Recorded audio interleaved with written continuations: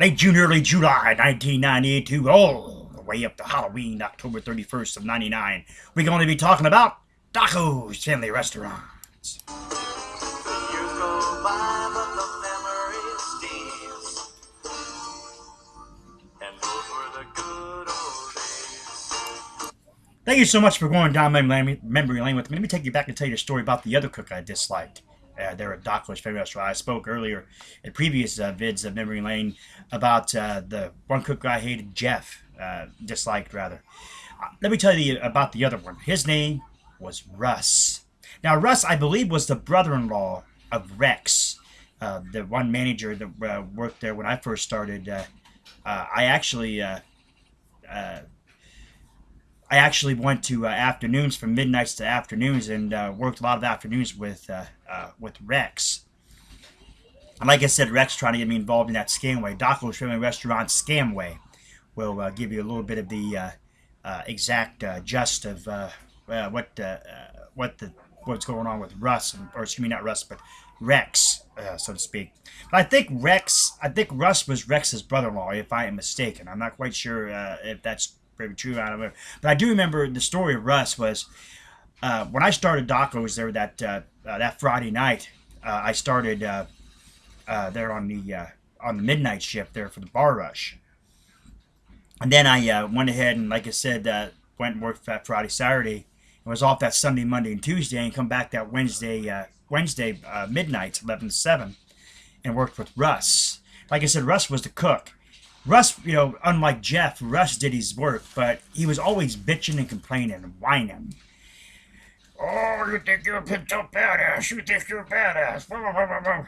I did nothing to the guy. I mean, other than the fact that, I did my thing, and I guess I didn't look the way that Russ wanted me to look, because he obviously was, oh, you're a picked up badass. And I'm not quite sure exactly what I did to pee the guy off, but, he just basically kept trying to get me to fight him or something. I'm not quite sure. So when my shift was over, and Mark come in, he goes, "Hey, how'd it go tonight?" I said, "Oh, okay." I said, "But I think the cook's got a problem." He goes, he goes, "Yeah." He goes, "That's so cunt wussy." He said, "Russ, he said he seems to be mad at the whole world. Seems to have a problem with everybody." And he said, "Don't worry about him." He goes, "If he gives you any problems," he said, just tell him to shut the F up," is what he told me to tell him. And I worked with Russ again that Thursday night there.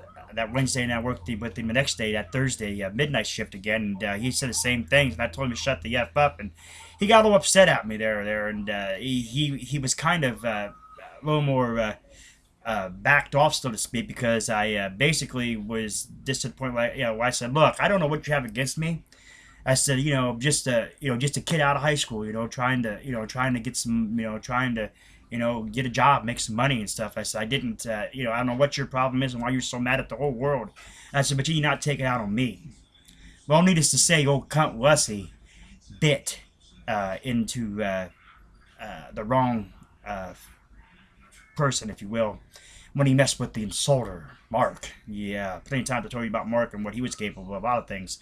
But Mark had come in and Russ didn't stock something, and Mark was mad and told him he should have stocked it. He goes, "Hey, cunt Wussy, you should have stocked this and that and the other." And Russ is like, "Oh," and he's like, "I don't need this job." Mark's like, "Well, if that's the case, you hit it." So Russ ended up getting fired or terminated or whatever you want to call it there, because he basically just spoke to the wrong person. You didn't talk that way to Mark. I mean, the last cunt Russy, he was just one of those guys that was mad at the whole world and just mad at me. And he was one of the cooks I disliked because he seemed to have a problem with me, and I have no reason why. Thank you so much for going down there with me.